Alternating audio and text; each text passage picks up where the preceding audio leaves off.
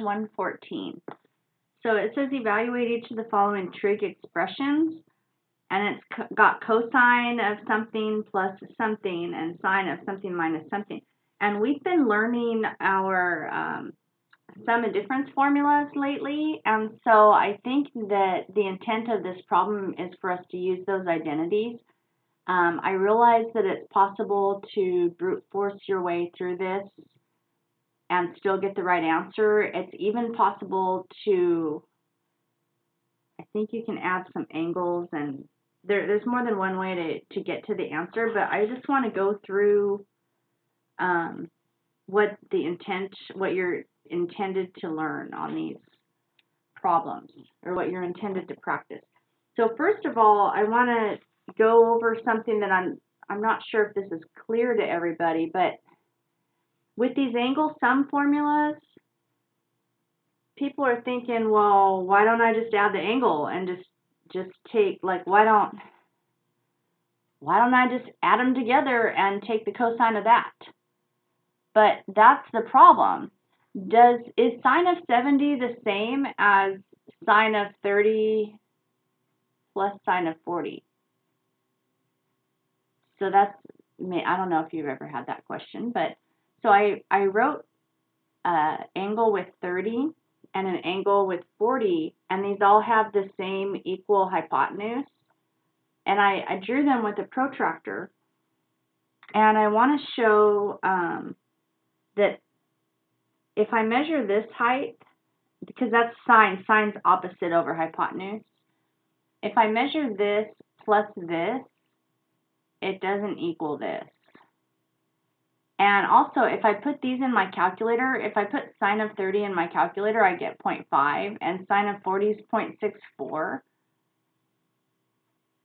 And so sine of 70 in my calculator is 0.94. Well, when I add sine of 0.5 and when I add 0.5 and 0.64, I get this number. And so they're not equal. So sine of 30 plus sine of 40 doesn't equal sine of 70. But these sum and difference formulas are meant to actually make the problem faster and easier for you to do. And I think they are faster than just kind of brute forcing your way through it, because you can use your unit circle. I have another unit circle that's bigger, but for some reason I can't find it, so we'll use this tiny one. So it says cosine of 2 pi over 3 plus 3 pi over 4. So I'm just going to call these A and B, and then I'm going to get my angle sum identity, and I'm going to find out, well, it says I'm supposed to go cosine of A, so the cosine of 2 pi over 3. So I just look it up, like 2 pi over 3 is, you can't see it, but it's right there. 2 pi, and the cosine is this number, which you can't read, but it's half. Negative half. And then I want cosine of B goes in this spot.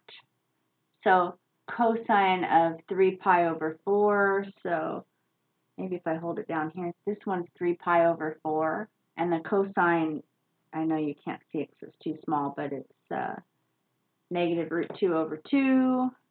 And then I fill this one in using the same method. I wanted sine of A. So sine of 2 pi over 3, so I just go find 2 pi over 3, and I use sine instead of cosine, so I got root 3 over 2, and then sine of 3 pi over 4.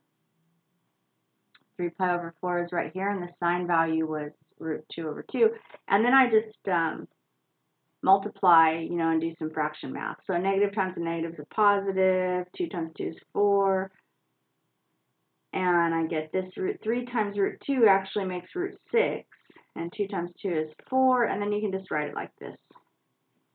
And then, so the next one, you just do it in the same way, just using your unit circle. So you're just looking stuff up. So you're just going, so sine, so the first little thing I need to fill out is sine of A. So sine of 7 pi over 6, I just look it up on here, so you can find it on here. I know you can't see this because it's too small. But 7 pi over 6 is like right here. And I'm just looking, Remember, the first one's cosine and the second one's sine. So I'm just looking up these numbers. So I got sine of 7 pi over 6, and then they want cosine of b. So cosine of pi over 4, and then cosine of a. So that's cosine of 7 pi over 6 goes in here, and sine of b. So sine of pi over 4, and all those numbers I looked them up using my unit circle, and then I can just multiply 2 times 4, do all this, and we end up with this.